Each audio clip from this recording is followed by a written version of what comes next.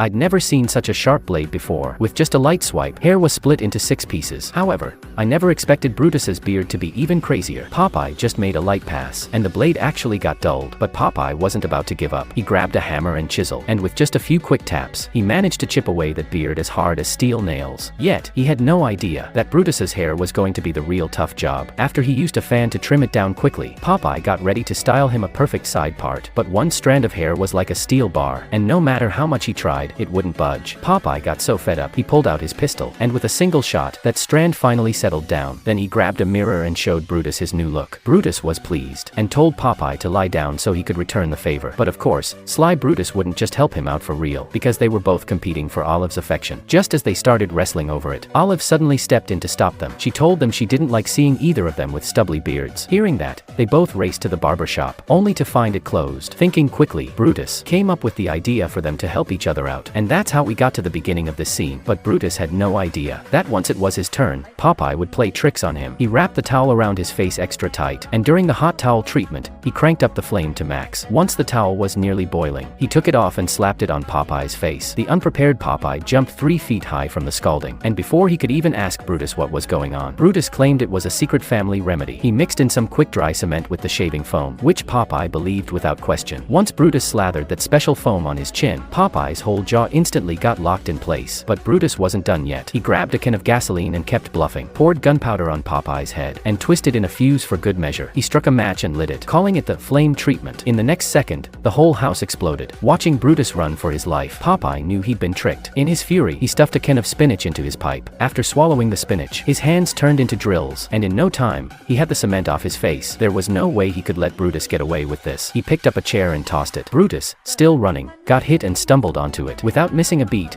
Popeye grabbed his tools and started giving him a new haircut. Just then, in the middle of their brawl, they saw a shocking sight. Olive was out strolling, arm in arm with a man sporting a huge beard. Seeing this, they both felt like fools and started kicking each other.